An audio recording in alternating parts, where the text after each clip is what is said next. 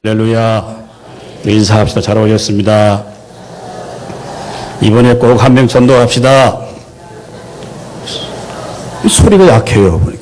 자, 이번에 꼭 한 명 전도합시다. 그래도 안 하는 분들. 참, 지독하네. 뭐 하려고 합니까? 요즘 우리 사회의 세 가지 중요한 언론을 보면 늘 하는 이야기가 있죠. 저출산, 고령화, 청년 취업이라고 하는 이게 우리 사회의 언론의 모든 이야기예요. 정부에서 많은 언론을 통해서 여러 저출산 대책을 세우지만 최근에 수조 원을 투입했지만 출산율은 더 낮아지고 있다라고 하는 통계를 본 적이 있습니다. 이런 심각한 문제가 이제 우리 사회적인 문제로 등장하고 있는데 더 심각한 것은 바로 오늘 우리의 교회도 이런 사회적 구조와 맞물려서 점점 교회가 쇠약해져가고 있습니다. 주일학교가 줄어가고 있고 성도의 수가 줄어가고 있고 많은 사람들이 교회의 복음에 관심을 갖지 않는 시대에 우리가 살아가고 있습니다. 지난주에 저희 중직자들이 함께 모여서 미래 교회를 어떻게 기다리고 준비하고 예측해야 할 것인가에 대한 여러 가지 많은 말씀들을 나누고 또 토론도 하고 있습니다. 그 최윤식 박사라고 하는 분은 말이죠. 2050년대가 되면 기독교 인구를 우리의 저출산과 경제 성장을 다 시뮬레이션을 해볼 때 기독교 인구를 300만 정도로 잡습니다. 심각한 거예요, 여러분. 한국교회는 80년대, 90년대에 부흥의 최고의 정점을 이루었지만 이제 심각한 위기에 와 있는 것이 오늘 우리의 교회의 현장입니다. 여러분 19세기, 20세기 초에 그렇게 영적 부흥을 이루었던 저 유럽의 서구의 교회들이 우리는 수많은 영상이나 언론을 통해서 그런 교회들이 이미 사라져갑니다. 그 교회가 모슬림의 모스크로 바뀌게 되고 십자가를 떼내고 호텔을 만들고 샌드바를 만들고 디스코텍을 만드는 것이 영국 교회의 현실이고 독일 교회의 현상입니다. 단 1세기 전에 수천 명이 모였던 그런 교회들이 이제 예배를 드리지 못하고 백발이 상승한 분들 몇십 명 나와서 앉아 예배드리고 그것이 마치 관광의 명소가 되는 이런 웃지 못할 일들이 오늘 서구 교회의 현상이라 우리는 그렇게 익히 알고 있습니다. 여러분, 그럼에도 불구하고 정말 예수의 십자가를 붙들고 하나님의 진리의 말씀을 선포했던 많은 교회들은 오늘도 그런 가운데서도 이런 부흥하는 교회들이 굉장히 많이 있습니다. 오늘 우리 많은 성도들 가운데서 저는 오늘 이 전도에 대해서 많이 피해의식을 갖고 있습니다. 전도는 안 된다, 힘들다, 어렵다 라고 생각합니다. 주님이 우리에게 맡겨주신 마지막 명령임에도 불구하고 그것을 마치 안 된다, 힘들다, 어렵다, 불가능하다고 하는 생각을 갖고 있는 것이 우리의 가치입니다. 아, 전도는 개인적인 신앙이니까 그렇게 굳이 그렇게 내가 할 필요 있겠냐라고 생각도 합니다. 그럼 과연 그랬을까요? 예수님이 부활하시고 성천하기 그 직전에 제단에 주신 마지막 명령이 뭡니까? 여러분 마가복음 16장 15절 말씀 다 같이 읽습니다. 시작. 또 이르시되 너희는 온 천하에 다니며 만민에게 복음을 전파하라. 아멘. 무엇을 전하라고 했습니까? 복음을 전파하라고 했어요. 복음을. 자, 우리가 전도에 실패하는 그 이유가 무엇일까요? 여러분, 우리가 복음을 전도한다고 하는 것은 종교를 이야기하는 게 아닙니다. 교회를 자랑하는 것도 아닙니다, 여러분. 목사를 자랑하는 것도 아니에요. 오직 복음을 전하는 것입니다. 복음은 무엇입니까? 예수 그리스도께서 우리의 죄를 위해 죽으시고 다시 살아나시고 지금도 살아 계셔서 우리 가운데 역사하고 있기 때문에 그를 믿는 자마다 구원을 받을 수 있다고 하는 단순한 이 복음의 진리를 전거하라고 주님이 우리에게 마지막 명령을 해 주셨습니다. 여러분, 아무리 불효한 자식이라도 부모가 죽을 때 마지막 남긴 유언은 그래도 지키려고 하지 않겠어요? 부모가 남긴 그 유언을 무시한다고 한다면 어떻게 우리에게 효도를 한다고 할 수가 있겠습니까? 여러분, 복음은 하나님의 능력입니다. 그 하나님의 능력이 임할 때 우리가 정인된 삶을 살아갈 수 있을 줄로 믿습니다. 자, 그럼에도 불구하고 많은 사람들이 이 전도에 대한 여러 가지 오해를 갖고 있습니다. 첫 번째 오해가 뭐냐? 전도를 교회 행사로 생각합니다. 아, 우리 교회 이제 4월, 5월달 또 뭐 하는 모양이네. 교회가 전도하는 것을 교회 행사의 한 부분으로 생각하면 이건 잘못된 거죠. 여러분, 교회의 존재 이유가 무엇입니까?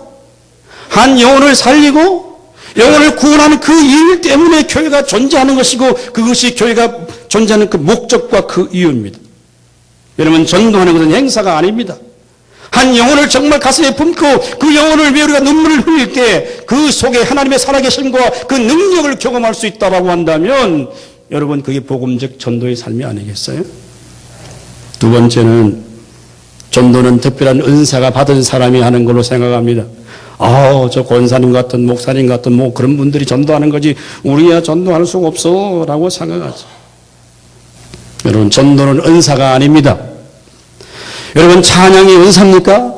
찬양이 은사가 아니에요. 호흡이 있는 자마다 여호와를 찬양하라고 했는데 어떻게 특별한 사람만이 찬양하겠어요? 그렇지 않습니까, 여러분? 전도는 은사 아니고 주님의 마지막 명령이에요. 김능식 목사님 말씀 빌린다면 이건 왕의 어명입니다. 왕 대신 주님의 어명이에요. 어명을 안 받으면 어떻게 되는 거죠? 조선시대는 목 날아가는 겁니다. 세 번째는 많은 분들이 전도를 어렵다고 생각합니다. 예, 어려울 수도 있습니다. 왜 어렵습니까? 전도를 자기 힘으로 하고 자기 지식으로 하려고 어려워요. 그러나 주님의 거룩한 영이 성령이 함께하면 전도는 내가 하는 것이 아니라 하나님이 되게 하실 줄로 믿을 수 있기를 주님의 이름으로 축원합니다. 오늘 본문은 우리가 잘 아는 말씀입니다. 어쩌면 우리가 읽었던 이 사도행전 1장 8절 말씀은 사도행전의 핵심 구절입니다. 우리는 사도행전을 다른 말로 바꾸면 성령행전이라고 이렇게 말하기도 합니다. 예수님께서 부활하시고 성천하시기 직전에 제자들에게 마지막 말씀을 남겨주시는데 그게 뭐냐? 오직 성령이 너에게 임하면 너희가 권능을 받고 온 유대와 사마리아 땅끝까지 이르러서 내 증인이 되리라고 하는 주의 말씀을 마지막 해주셨습니다. 오늘 우리가 이 말씀을 함께 나누면서 정말 이 전도가 뭔지, 왜 이 명령을 해주셨는지 그 의미를 깨달아서 우리 모두가 이번에 꼭 좀 원래는 나를 통해서 한 사람이 예수를 만난다면, 나를 통해 믿지 않은 내 가족이, 내 부모가, 내 자식이, 내 인척들이 주님을 알게 된다고 한다면 그것이 내 인생의 최고의 축복이라는 사실을 깨달아 알 수 있기를 주님의 이름으로 축원합니다. 자, 우리 한번 따라합니다. 전도는 예수의 증인되는 것이다. 자, 전도가 뭐냐는 거죠. 사람을 꼬셔오는 게 아닙니다. 전도는 뭐냐? 예수의 증인 되는 것이라고 하는 거예요. 예수님께서 사흘 만에 부활하셨습니다. 그리고 이제 성천하기 그 직전에 제자들에게 다시 나타났어요. 제자들은 부활한 주님을 만났지만 보기는 경험했지만 아직도 확신을 갖지 못하고 있습니다. 그들은 낙심과 절망 가운데 지금 있습니다. 그러나 있었던 그 제자들에게 기쁨과 감격이 넘치기 시작합니다. 여러분, 부활하신 주님이 다시 앞에 나타났다고 생각해 보십시오. 얼마나 흥분되고 여러분 기쁘지 않겠습니까? 그래서 그들이 주님께 묻는 질문이 있어요. 그 질문이 오늘 6절 말씀입니다. 예수께 여쭈어 이르되 주께서 이스라엘 나라를 회복하심이 이때니까. 지금 제자들은 이런 생각하는 거예요. 예수님이 이제 부활하시고 있으니까 이제 진짜 메시아의 나라가 이루어지겠구나라고 하는 생각을 그들이 갖고 있어요. 다윗 왕이 통치하던 그 영광스러운 때, 솔로몬 왕이 지배했던 그 영광스러움이 마치 이스라엘 나라에 다시 회복되는 그런 결정적인 계기가 되었을 것이라는 그런 기대를 갖고 있고, 선생님, 언제 하나님의 나라가, 주의 나라가 이 땅에 임하게 될까요? 라고는 이런 질문을 하고 있습니다. 그때 주의 대답은 무엇입니까? 오늘 7절 말씀입니다. 우리 다 같이 읽습니다. 시작. 이르시되 때와 시기는 아버지께서 자기의 권한에 두셨으니 너희가 알 바가 아니요 라고 했습니다. 자, 제자들은 지금 자신들의 급한 문제를 가지고 예수님께 주의 나라가 임함이 언제입니까? 라고 물었는데 주님의 대답은 전혀 다른 대답을 해주셨어요. 때와 시기에 관해서는 아버지의 고난이기 때문에 너희가 그 나라가 언제 임할런지 너희가 알 문제가 아니라고 주님이 답변을 하십니다. 여러분 생각해 보십시오. 마지막 땐 주의 나라가 언제 이루어지는지 여기에 대해서는 성경은 가장 중요한 문제는 다 감추어놓고 숨겨놓았습니다. 여러분 만약에 내가 죽을 날이 만약에 2025년 4월이라고 생각한다, 4월 13일이라고 생각한다면 불안해서 어떻게 살겠어요? 그렇지 않습니까, 여러분? 정말 중요한 것은 하나님이 우리에게 숨겨놓았어요. 비밀로 알게 하시는 거예요. 그러므로 여러분 성경이 말하는 것만 깨달아 알을 수 있어야 되죠. 그게 지혜고 그게 복입니다. 그러나 오늘 주님은 제자들을 향해 뭐라고 말씀하십니까? 오늘 그게 1장 8절이에요. 오직 성령이 너희에게 임하시면 너희가 권능을 받고 예루살렘과 온 유다와 사마리아 땅끝까지 이르러 내 증인이 된다고 했습니까? 되리라고 했습니까? 중요한 거예요 지금. 되리라고 했습니까? 된다고 했습니까? 되리라고 했어요. 이게 수동태로 되어 있어요.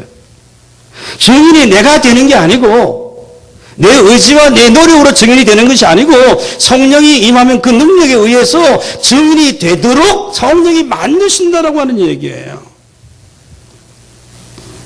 그런데 오늘 이 본문 1장 8절 말씀을 단순히 많은 분들이 오해합니다. 성령 받고 막 능력 받으면 전도되고 막 역사가 나타나고 기적이 나타나고 할렐루야 아멘 쭉 막 이렇게 되는 거 자꾸 이상하게 생각해요. 오늘 1장 8절 말씀은 그런 뜻이 전혀 아닙니다, 여러분. 왜 그러냐? 오늘 예수님이 제자들에게 어떤 질문을 받고 이 답변을 하셨냐라고 하는 거예요. 주님의 나라가 언제 일어납니까? 그 질문을 했어요. 그 질문에 답변하신 것이 바로 오늘 8절 말씀이지 않습니까? 자, 당시 유대인들이 갖고 있는 생각은 어떤 생각이었느냐? 여러분, 그들은 하나님의 특별한 선민이라고 생각합니다. 우리는 율법을 준수하고 하나님의 절기를 지키고 하나님의 아브라함의 자손들로 우리는 정말 하나님의 언약 백성이기 때문에 절대 야훼 하나님을 섬기는 하나님은 절대 우리를 버리지 아니하신다라고 생각했어요. 그렇죠. 하나님 모르는 저 이방인들과 차별된 사람들로서 우리는 자신들만이 하나님의 구원의 대상이 된다고 하는 선민 사상이 유대인 모든 사람들이 갖고 있는 공통적인 생각이었습니다. 그래서 메시아 나라가 빨리 임하기를 기다리는 그 유대이즘 속에 메시아 대망 사상이 그 1세기 모든 유대인들이 갖고 있던 보편적인 가치였습니다. 우리를 힘들게 하고 우리를 괴롭히는 저 원수들, 저 이방인들, 로마의 세력들로부터 우리를 구속하기는 그런 메시아를 기다리는 그 구원자가 바로 부활하신 이 주님이라는 생각을 그들이 갖고 있었던 것 같아요. 그래서 언제 메시아의 나라가 임합니까? 언제 하나님이 왕 되셔갖고 우리도 한자리 할 수 있도록 해주시렵니까? 라고 하는 것이 제자들의 물음이었어요. 여러분, 우리도 똑같아요. 우리가 하나님 앞에 지금까지 믿음으로 살았습니다. 남들만큼 충성하고 봉사도 하고 기도하고 신앙으로 삶이라면 정말 부끄럽지 않게 바르게 의롭게 살았어요. 하나님, 내가 이렇게 사는데 왜 내게 오늘 주신 삶의 현장은 이렇습니까? 라고 한다면 여러분, 기독교를 처음부터 너무너무 모르는 거예요. 성경은 내가 성도가 어떤 존재가 되어서 나로 말미암아서 내 주변에 있는 사람들이 하나님을 알고 복음을 깨닫고 하나님의 은혜를 알고 나를 통해 다른 사람이 얼마나 십자가의 은혜를 알았느냐, 거기에 내 존재의 가치가 있단 말이죠. 그게 우리 예수님 궁극적인 목적이에요. 예수님 받은 주님의 거룩한 백성들을 통해 나의 참된 모습을 통해서 내 헌신과 봉사를 통해 내 옆에 있는 성도가 얼마나 주님의 사랑과 은혜를 경험했느냐, 그것이 내가 있어야 될 존재의 이유와 가치입니다. 저희 교회 일부에 늘 나오는 저에게 등록하지 않은 의사 한 분이 계세요. 한 1년 반 정도 늘 일부에 나와서 설교를 듣고 말씀을 듣는데 제가 언젠가 한번 보니까 이분이 말이죠. 저희 교회 몸이 좀 불편하신 분이 뇌졸중으로 좀 불편하신데 일부에 마치면 전혀 모르는 분이잖아요. 그분을 모시고 오늘도 제가 봤어요. 의심이 봤어요. 그분을 모시고 자기 차에 태워서 그리고 그분의 집까지 다 모셔드리는 거예요.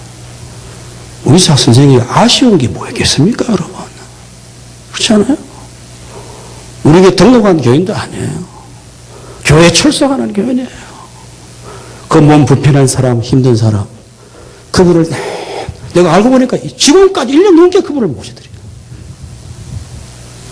여러분, 복음이 무엇입니까?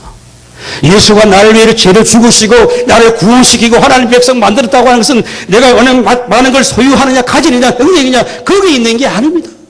오직 성령의 능력이 임함으로써 내가 예수의 증인된 삶을 산다고 하는 것은 나를 통해 다른 사람이 하나님을 알고 예수의 복음을 깨닫고 하나님의 은혜를 경험하는 그 삶의 현장에 과연 내가 있는지라고 하는 거예요. 그게 없다면 우리의 기독교의 복음은 다 무너질 수밖에 없는 것입니다. 여러분, 당시에 제일 하나님을 잘 섬겼던 바리새인들, 서기관들, 그들은 하나님에 대한 특별한 열심이 있었습니다. 늘 금식하고 말씀을 준수하고 암송했습니다. 그들의 의와 그들의 열심이 어떻게 했습니까? 결국 예수를 십자가에 못 박았어요, 여러분. 오늘 예수님은 제자들의 질문에 대해서 때와 시기에 대해서 관심을 갖는 것보다 더 중요한 것이 있다라고 말합니다. 그게 뭡니까? 땅 끝까지 이르러 내 증인이 되리라고 말씀하시는 거죠. 예수님께서 어떻게 증인이 되리라고 말씀하십니까? 성령이 너에게 임하면 증인이 되리라고 말씀합니다. 여기 성령의 능력, 권능, 능력이란 말은 두나미스라고 하는 말입니다. 또 다이나마이트라고 하는 그런 뜻도 영어에 있습니다. 여러분이 그리고 증인이라고 하는 말은 말투스라고 하는 단어입니다. 여기에서 파생되어 나온 영어 단어가 마터라고 하는 순교자라고 하는 단어입니다. 유럽에 여행 가보신 분들 프랑스에 가면 꼭 관광객들이 가는 곳이 있어요. 몽마르트 언덕이라고 하는 게 있는데 저도 여러분 몽마르트 언덕에서 굉장히 높은 언덕인 줄 알았어요. 그냥 프랑스 시내의 파리의 한 거리입니다. 이 몽마르트에서 몽이라는 뜻이 뭐냐면 산이라고 하는 뜻이에요. 그 마르트가 뭐냐? 순교자라는 뜻입니다. 그래서 몽마르트 언덕은 뭐냐? 그 거리에서 그 언덕에서 순교한 사람들이 프랑스의 신앙과 믿음을 지켰던 사람 가운데 순교한 사람들이 많아졌다. 그래서 그것을 몽마르트 언덕이라고 합니다. 여러분, 정인이 되리라고 하는 것은 우리가 알고 있는 복음 진리를 위해서 자신의 목숨까지 내어놓는 것을 의미하는 거예요. 정인이란 진리를 잘 설명하는 사람이 아닙니다. 정인은 자신의 말을 하고 자신의 생각을 하고 자신의 경험을 이야기하는 게 아닙니다. 여러분, 재판장에 서 있는 정인을 보십시오. 재판장님, 제 생각에는요, 제가 제 감정적 볼 때는요, 이런 게 아니에요. 제가 느끼기에는 이런 이야기가 아니죠. 그런 판사가 뭐라 그럽니까? 정인, 당신 확실합니까? 봤어요? 체험했습니까? 보았습니까? 들었습니까? 묻는 거죠. 정인은 사실이냐 아니냐고 하는 진실만을 증언해야 되는 것이죠. 여러분, 정인은 불이익이 있어도 손해를 본다 하더라도 핍박을 받아도 그 진리를 말하지 않으면 안 되는 게 바로 정인이에요. 예수의 모든 제자들은 오순절 성령 경험을 하고 난 다음에 권능을 받고 예수의 십자가 부활만을 증거했습니다. 그 대부분 다 순교했지 않습니까? 그래서 사도행전에서 베드로는 권능을 받고 난 다음에 뭐라고 선포합니까? 사도행전 2장 32절 말씀 다 같이 있습니다. 시작. 이 예수를 하나님이 살리시니라. 우리가 다 이 일의 증인이로다. 아멘. 3장 15절 시작. 생명의 주를 죽였도다. 그러나 하나님이 죽은 자들 가운데서 그를 살리셨으니 우리가 이 일의 증인이라. 5장 32절 우리는 이 일의 증인이요 하나님이 자기에게 순종하는 사람들에게 주신 성령도 그러하니라 하더라. 아멘. 전도가 뭡니까? 예수가 그리스도임을 증거하는 삶을 살아가는 것입니다. 여러분, 예수의 복음은 성령의 능력을 통해서 이제 믿어지고 깨달아지고 확신을 갖게 되는 것이죠. 그래서 우리가 예수 그리스도의 복음을 전하고 선포할 때에 성령님이 함께 하시고 성령의 지혜를 주시고 성령의 능력을 더해 주시는 거죠. 그래서 이런 부끄러움도 없어지게 하고 고난과 핍박 가운데서 담대하게 주의 복음을 선포하고 자랑할 수 있는 것이죠. 그게 여러분 뭐냐? 전도라고 하는 거예요. 자, 사도행전 4장 20절 말씀도 다 같이 있습니다. 시작. 우리는 보고 들은 것을 말하지 아니할 수 없다 하니. 아멘. 여러분, 베드로와 요한이 말이죠. 복음 전하다 공에 붙들렸어요. 너희가 왜 이걸 전하느냐? 그렇게 늘 핍박하고 고난했지만 베드로의 고백이에요. 우리가 보고 들은 것을 말하지 아니할 수 없다라고 고백합니다. 성도 여러분, 이 세상 사람들이 돈을 다 갖다 부어도 얻을 수 없는 이 복음을 통해서 우리가 하나님의 자녀가 되고 구원 백성이 되고 하나님 나라의 백성이 된 줄로 믿을 수 있기를 주님의 이름으로 축원합니다. 여러분, 이걸 말하지 않는다고 한다면, 증거하고 싶지 않다고 한다면 우리는 어쩌면 구원 백성이 아닐 수도 있습니다. 여러분,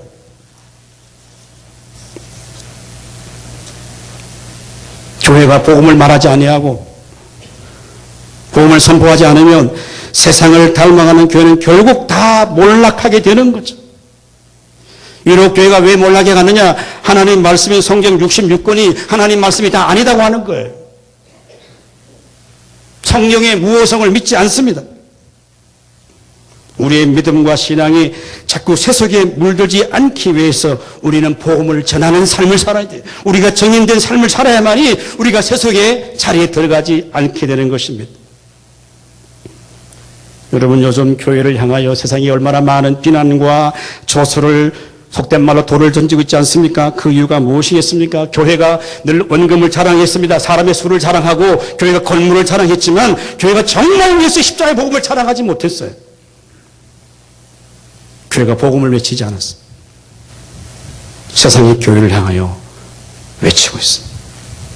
우리는 때를 얻든지 못 얻든지 상대방의 반응에 상관없이 입을 열어 우리가 전도하기만 하면, 정인된 삶을 살기를 시작하면, 싹을 나게 씨를 뿌리기만 하면 열매를 맺게 하시는 분은 하나님이신 줄로 믿을 수 있기를 주님의 이름으로 축원합니다. 우리가 전도하려는 마음을 먹고 동기를 가지기만 하면 성령이 우리에게 힘과 지혜, 능력을 더해 주셔서 되게 하시는 분이 하나님이신 줄로 믿습니다. 자, 두 번째, 우리 한번 따라합니다. 전도는 예수가 유일한 구원 기림을 전하는 것이다. 전도는 뭐냐? 예수가 유일한 구원의 기림을 선포하는 거예요. 그게 전도입니다, 여러분. 자, 성령의 능력을 경험했던 사도들이 말이죠. 사도행전 2장 후반부에 가면 전 베드로의 긴 설교가 기록되어 있습니다.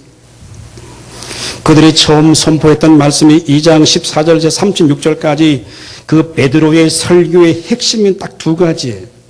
예수에 관한 복음입니다. 예수가 죽으시고 우리의 죄 때문에 죽으시고 다시 살아나셨다라고 한 이 두 가지만을 초대교회 사도들이 선포하고 전거했습니다. 그래서 이제 구약에 예언됐던 그 약속이 이제 이루어지게 되었다라고 하는 것이 베드로의 설교의 가장 중요한 핵심입니다. 이러면 어쩌면 우리가 예수를 믿고 사는데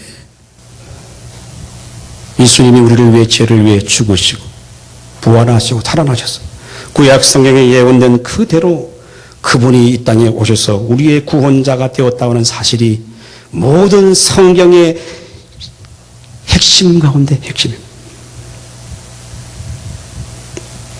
자, 보십시오. 우리가 복음서를 읽으면 예수님이 얼마나 많은 기적을 나타냈습니다.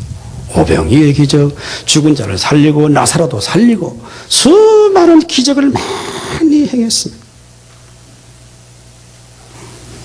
예수가 인간의 몸을 입고 오셨지만 인간이 아니고 하나님이십니다.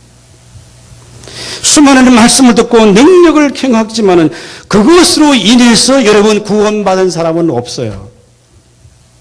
다 도망가고 다 자기의 길로 갔어요. 능력은 보았지만은 그 주의 말씀 앞에 고백하고 주의 영혼을 얻는 자는 없었습니다. 오히려 이들이 결정적일 때 주님께 돌아서서 예수를 십자가에 못 박으라고 그렇게 외쳤던 사람들이. 그러나 예수님은 부활하고 승천하기 직전에 오늘 주님의 제자들을 향하여 하나님의 나라가 언제 이루어지는 거기에 너희가 관심을 갖지 말고 오직 성령이 너희에게 임하면 너희가 권능을 받고 온 유대와 사마리아와 땅끝까지 이르러 내 증인이 되리라고 말씀하십니다. 저는 이 말씀은 우리가 무슨 의미가 있을까요? 여러분 오늘 이 1장 8절 말씀을 우리 많은 한국교회 성도들이 잘못 해석하고 오해하고 있어요. 베드로는 예수를 세 번이나 부인했으니까 베드로가 성령 충만 받고 그냥 한번 선포할 때 막 3,000명이 돌아오고 성령의 능력을 경험하고 체험하고 막 그렇게 놀라운 기적이 일어나게 되었으니까 성령 충만 받으면 그냥 뭐가 뒤집어지고 신비한 걸 보고 뭐 난리 나는 자꾸 이런 쪽으로 해석을 해요. 성령 받고 나가서 예수 믿으세요 하면 아멘 할렐루야 하면서 무릎 꿇고 막 그런 거 생각했어요.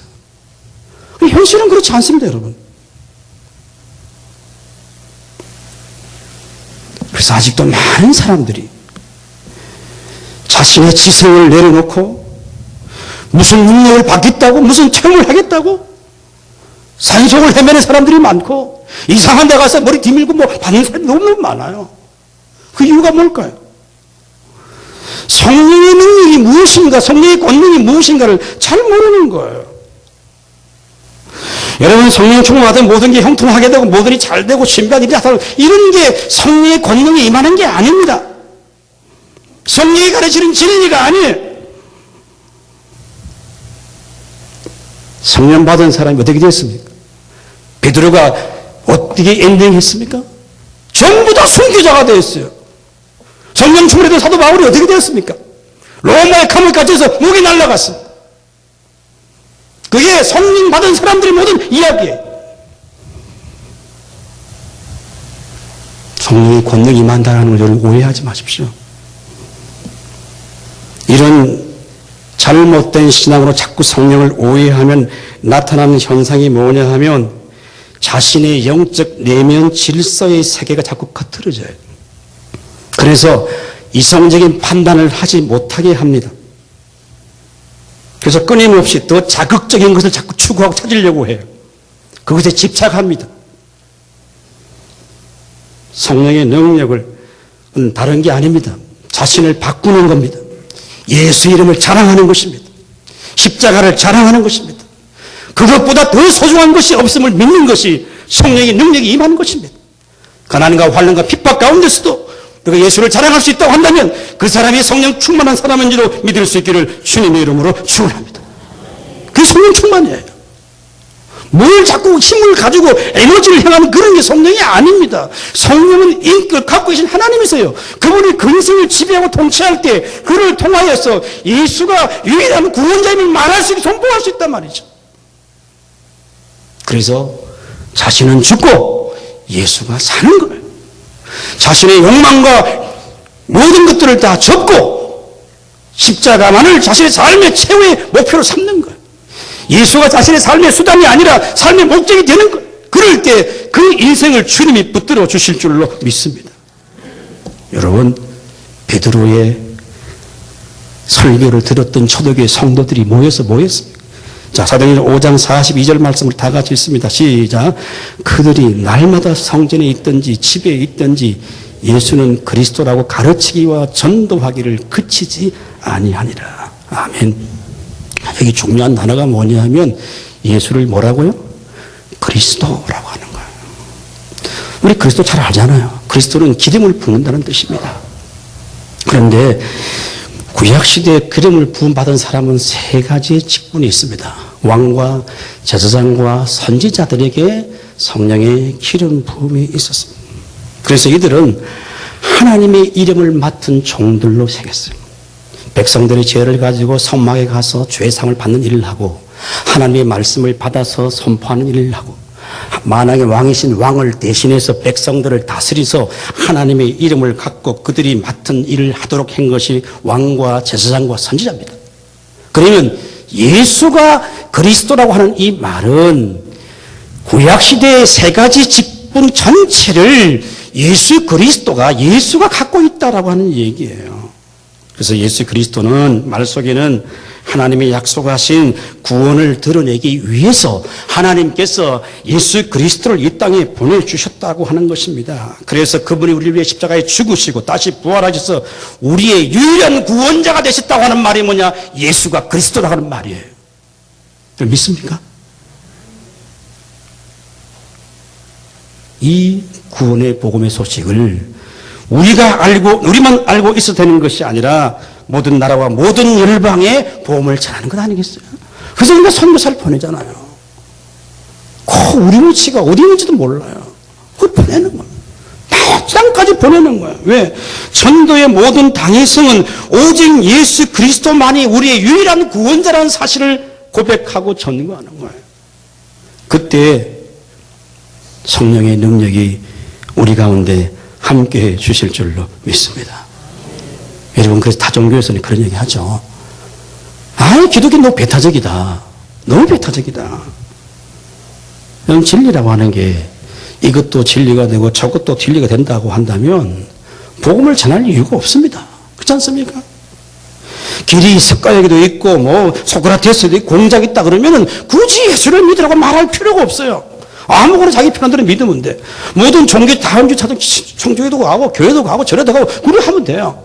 그러나 진리는 하나밖에 없습니다, 여러분. 진리가 두 개, 세 개 될 수가 없어요. 오직 예수 그리스도만이 우리의 유일한 구원자임을 믿을 수 있기를 주님의 이름으로 축원합니다. 안 돼, 이거. 자, 예수님께서는 말이죠. 마지막 성만찬을 하실 때 제자들을 향하여 그렇게 말합니다. 내가 곧 길이요 진리요 생명이니 나로 말미암지 않고는 아버지께 올 자가 없느니라. 이 길, 진리, 생명 세 가지 단어에 우리 성경을 읽으면 그렇게 잘 와닿지 않아요. 그러나 헬라어 원문이나 영어성에 보면은 I am the way예요. 길이라고 하는 단어 앞에 영어 정관사 더가 붙어 있습니다. 이 중요한 의미예요. 정관사 더는 대표 단수를 나타내는 거잖아요. 그래서 여러 길이 있다는 게 아닙니다. 한 가지 길밖에 없다는 거예요. 한 가지 진리만이고 한 가지 생명밖에 없다는 거예요. 만약에 예수님께서 영어 성경에 I am a way라고 했으면 관사 들을 수 있는 A를 썼으면요 어떻게 되냐? 여러 길 가운데 하나가 되는 거예요. 예수님은 내가 곧 길이요 진리요 생명이라 나로 말미암지 않고는 구원을 받을 수 없고 진리를 알 수가 없다고 하는 것이죠. 사랑하는 여러분, 다른 길이 있다고 한다면 우리가 굳이 여기 나와서 있어야 될 이유가 없습니다. 또 다른 구원의 길이 있다면 우리가 전도해야 할 이유도 없습니다. 그러나 길은 한 길밖에 없기 때문에 그 전도의 당위성이 우리 가운데 찍혀 있는 것이죠. 그래서 여러분, 하나님은 우리를 통해서 전도의 미래라는 것들을 통해 하나님이 우리를 구원하시기를 기뻐하시는 것이죠. 여러분, 이사야 43장 11절 우리 한번 다 같이 읽습니다. 시작. 나 곧 나는 여호와라. 나 외에 구원자가 없느니라. 아멘.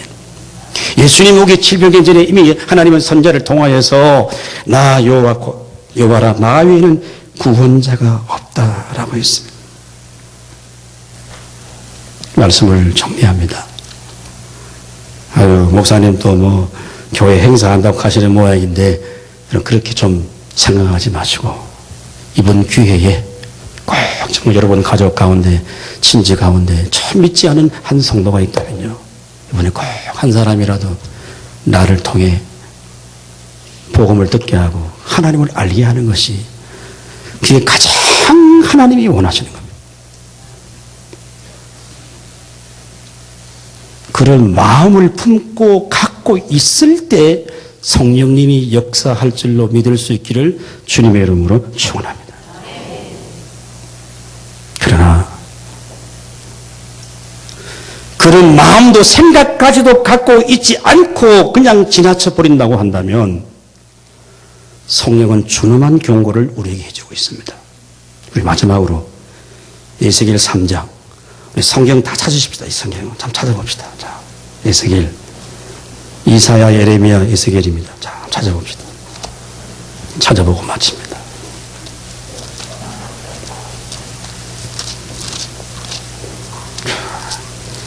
에스겔 3장 16절. 자, 본문이 좀 깁니다만 우리 한번 다 같이 1154페이지입니다. 한번 다 찾으시고 1154페이지 에스겔 3장 16절부터 21절까지 다 같이 한번 읽겠습니다. 시작. 7일 후에 여호와의 말씀이 내게 임하여 이르시되 인자야, 내가 너를 이스라엘의 족속의 파수꾼으로 세웠으니 너는 내 입의 말을 듣고 나를 대신하여 그들을 깨우치라. 가령 내가 악인에게 말하기를 너는 꼭 죽으리라 말할 때에 내가 깨우치지 아니하거나 말로 악인에게 일러서 그의 악한 길을 떠나 생명을 구하게 하지 아니하면 그 악인은 그와 죄악에서 죽으려니와 내가 그의 핏값을 내 손에서 찾을 것이고 내가 악인을 깨우치되 그가 그의 악한 마음과 악한 행위에서 돌이키지 아니하면 그는 그의 죄악 중에서 죽으려니와 너는 내 생명을 보존하리라. 또 의인이 그의 공의에 돌이켜 악을 행할 때에는 이미 행한 그의 공의는 기억할 바가 아니라 내가 그 앞에서 거치는 것을 두면 그가 죽을지니 이는 내가 그를 깨우치지 않음이니라. 그는 그의 죄 중에서 죽으려니와 그의 핏값은 내가 내 손에서 찾으리라. 그러나 내가 의인을 깨우쳐 범죄하지 아니하게 하므로 그가 범죄하지 아니하면 정령 살리니 이는 깨우침을 받음이며 너도 내 영혼을 보존하리라. 아멘. 자, 이 말씀은 하나님께서 에스겔 선지자에게 그 시대의 타락에서 하나님을 떠난 자들이 하나님으로 돌아오라고 에스겔에게 직접 하신 말씀입니다. 그럼 우리는 이렇게 생각, 목사님 에스겔이 한 이야기하고 오늘 나하고 무슨 상관이 있습니까? 라고 이렇게 질문할 수가 있어요. 여러분, 예수를 믿고 구원받은 모든 사람들은 다 제사장, 만민 제사장입니다. 목사나 특별한 사람이 제사장이 아니라 구원받은 모든 하나님의 거룩한 백성들은 영적으로 제사장의 직무를 감당해야 합니다. 선지자적인 사명도 갖고 있는 것이죠. 그래서 어쩌면 이 에스겔의 한 이 선포의 말씀은 역사적 시공간을 지났지만 어쩌면 하나님께서 오늘 우리에게 해주시는 말씀이에요. 내게 좀 해주실 말씀이에요. 자, 내가 전도를 예수 이름을 전해서 그 사람이 믿고 안 믿고는 그거 내가 할 바가 아닙니다. 하나님이 하십니다. 그러나 그것까지도 하지 않겠다라고 하면 어떻게 한다는 것이죠? 그 사람이 지옥 가는 그 죄값을 저와 여러분에게 묻겠다는 얘기예요. 자, 오늘 박 목사 해드린 일은 무엇입니까? 제가 여러분에게 전도하나면 하나님이 기뻐하지 않으신다는 말을 제가 선포해야 되는 겁니다. 그거 안 하면 책임을 하나님이 제게 물으시는 거예요. 우리 성도들은 우리의 삶의 현장에서 정말 예수가 유일한 구원자라는 사실을 우리가 선포하지 않으면 내 이웃은 내 가족과 내 가족들이 전하지 않으면 그 책임을 하나님이 내게 물으신다고 하는 것.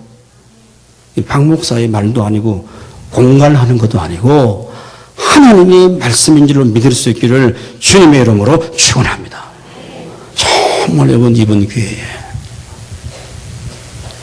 3년 만에 750명 전도한 사람도 있는데 교회 나온 지 10년, 20년 아직도 내가 나를 통해서 한 사람이 복음을 받지 못했다고 한다면 그 죄값을 우리가 어떻게 감당할 수가 있겠어요? 예, 우리가 최선을 다하면 돼요. 기도하고 준비하면 돼요. 작정하시고 기도하십시오. 그러나 그것까지도 안 하는 건 그건 안 됩니다. 아시겠습니까? 그래야만이 하나님께서 그를 통해서 복음의 역사를 일으켜 주시는 거죠. 그게 증인이 되라고 하는 말이 아니고 증인이 되리라고 해주셨어요. 내가 하는 게 아니고. 우리는 정해놓고 한 달 동안 성도들이 기도하면 하나님의 택한 백성이라고 한다면 주의 전에 나와서 주 앞에 영광을 보게 될 줄로 믿습니다. 우리 모든 가족들이 구원의 영광과 기쁨을 누리는 성도의 삶이 될 수 있기를 주님의 이름으로 축원합니다. 다 같이